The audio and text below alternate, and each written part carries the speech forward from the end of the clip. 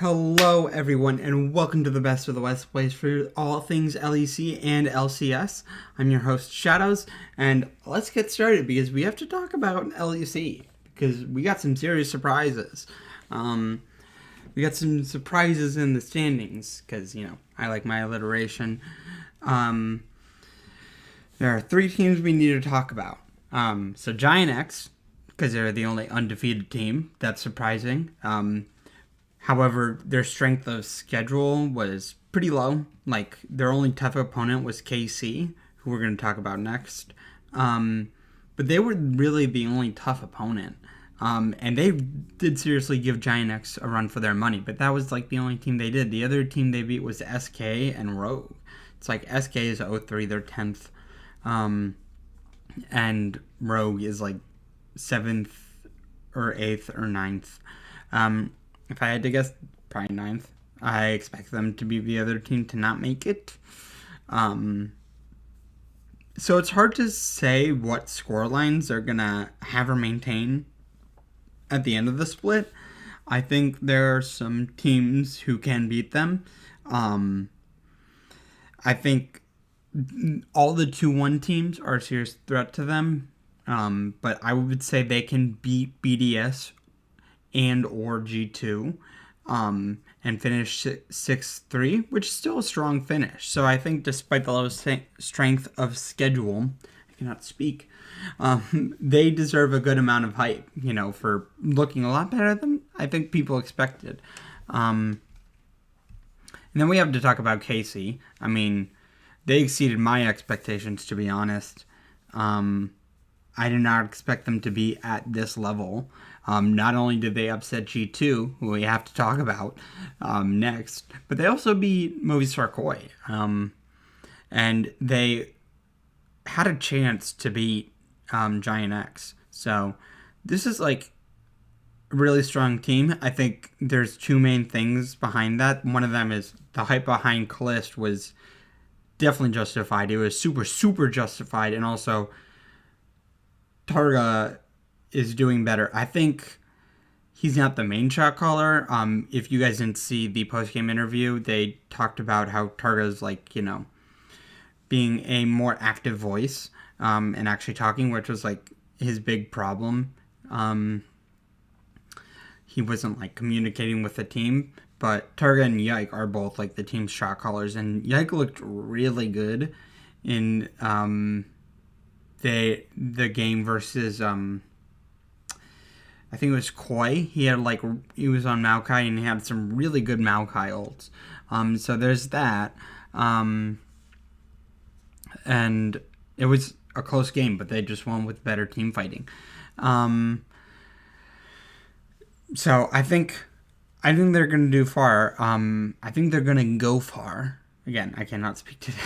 And then the last team is G2. Because G2 is not G2ing right now. They had a historic start for the organization, and in a bad way. In fact, it's actually the worst way possible, because they started 0-2. And this is the first and only time they've started 0-2, which is scary to say the least. I mean, I think we all expected some growing pains, but I didn't expect them to look this bad. I think, to be fair, they are clearly 6. I think they're a level above any of the other 1-2 teams.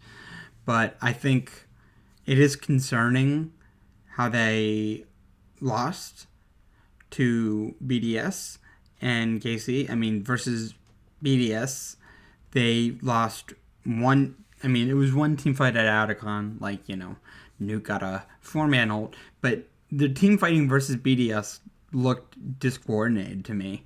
And I think you could possibly say the same about their game versus KC.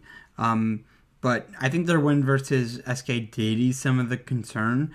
Sure, SK is the worst team, and I think we can all clearly see that, but Caps, But Caps. I mean, we all saw the Pentakill. The man was solo carrying the game. He was probably did half of the team's damage, maybe more.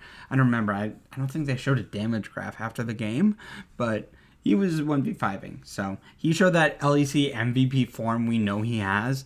And I think if Caps and BB can maintain their 2024 form. They're great solo laner, being the best solo laners in the league. I think they can really carry their teammates far. I honestly doubt they're gonna make first strike because of how Labrov and Schemon looked.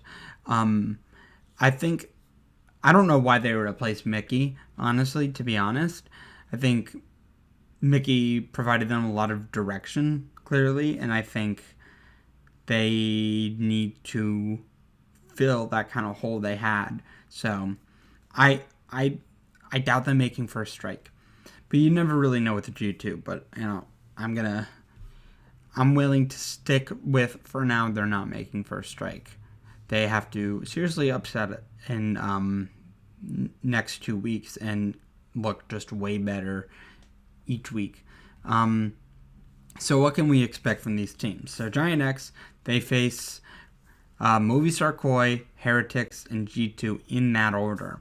So I think it's interesting because I think Giant X got lucky and unlucky because they drew G2 in week 2, and it's a lot better to get it in week 2 than week 3, but then again, they're also facing them on Monday, which is the worst day to face them because they could play a lot better on Monday based on what happens on Saturday and Sunday, but I think it's also, how do they play on Saturday? That's something we have to consider because I really can't make an honest prediction about that game without seeing how G2 performs on Saturday.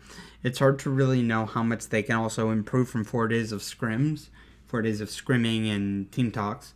But I would have to guess that they lose to Koi, beat Heretics, and then it's up in the air for G2. So they're either going to end the week 5-1 or 4-2. But yeah, that's my expectations because I do think Movistar Koi is a better team than them. I think Koi and Fnatic are the two of the 2-1 teams. If I say 2-2-1 teams, that's kind of confusing. But the two of the 2-1 teams right now that are going to beat them are Movistar, Koi, and Fnatic. I expect them to beat BDS, honestly. I think they have actually a good shot. But, it's probably going to be a close fight. And then for KC, they're facing SK, Rogue, and Heretics. Clean 3-0 week for them. They're finishing 5-1. I'd be surprised if one of these teams upsets them. I'd be really surprised if Heretics manage to upset them. I think they're really the only team that I could expect them to lose to. I think SK and Rogue are the 2 worst teams right now. So, I don't know. And then for G2, we already talked about their game versus Giant X, but they're facing Vitality, Fnatic, and Giant X in that order. So, like I said, I can't predict what's going to happen on Monday, but I do expect them to beat Vitality, and I do expect them to lose to Fnatic. I do think Fnatic is better, and I think they also just have the better support. Like I said, I don't know why they got rid of Mickey. I think they should have kept him. I think they just needed to change their jungler.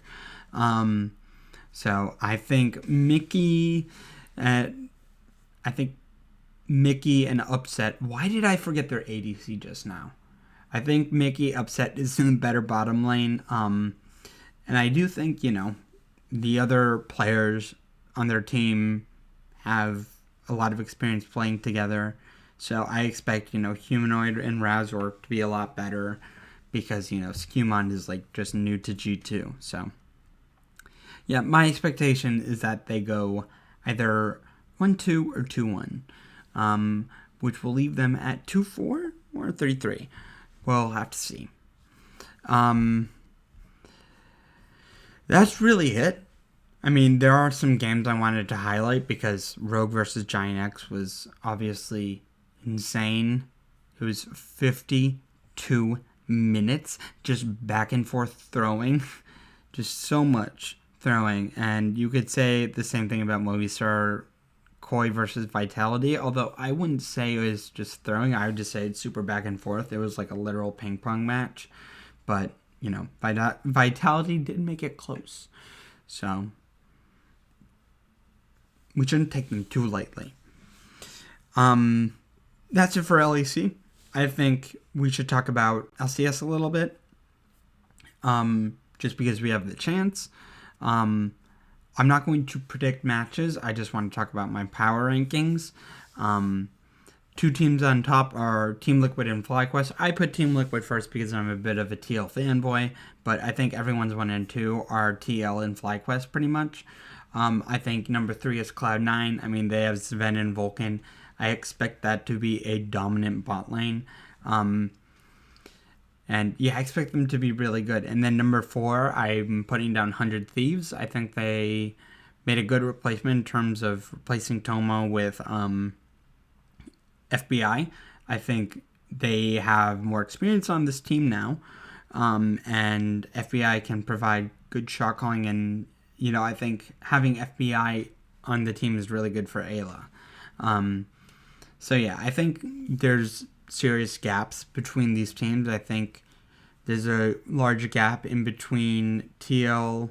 I think TL Fly is like in one tier, and then there's a pretty big gap between Cloud9 and 100 Thieves, and then there's a pretty big gap between the rest for 5 through 8, which let's talk about. Because number 5, I put Shopify. I think they have a really good roster, especially on their top side. They have Contracts and Palafox, and also Fudge's back on the Rift, which I think is exciting to see. It's hard to know how he's going to look, but I expect them to be better than, the other 3 teams. I put Dignitas in 6th because their mid laner won LLA last year. I think he could be pretty good. And they also have really promising players. In terms of like Surdy and Shaden. I don't think Shaden's playing though. I think his visa got delayed because of some sort of investigation. He's kind of known for being a toxic player. So I don't remember who their substitute is, but I think once Shaden comes in, I think they're going to look really good. I think Surdy's going to be really good. I mean, it's about fucking time, better late than never. He should have been in the LCS already, but whatever, better late than never. And I think also Tomo is good. I think even though he did not look good on 100 Thieves, he was with a fairly inexperienced support. I think Isles is probably going to be as good of a match, but, I still think they're going to look good. Then I have 7th and 8th, Disguised, and then Lion. I'm sorry, LLA fans. I feel like I just need to put Lion 8th because that's just what I expect. I do think Disguise is going to do better. They have better players, in my opinion. I think a lot of people look down on Abadage, but I do think he is like a solid laner. He's not great. He's not, super good, but he is like kind of mid. And I don't mean that as an insult. I mean that as a good thing. He's like middle of the pack when it comes to mid laners. Whenever he's, playing in a tier 1 league. And I have high hopes for XU. I think XU is kind of slept on. I think he is, I would say he's probably the first jungler who deserves to make it to tier 1. I'm still surprised that Yuji wasn't promoted. I think it's weird that Shane got promoted over Yuji, but that's a conversation for another time. I have very positive views of XU. I think Abadage is good. I'm hyped for Scary Jerry to see how he will look, and he has a very veteran support behind him.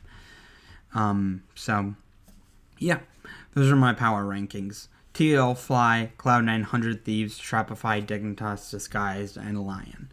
It's always hard to put a team in 8th place, but someone has to be 8th.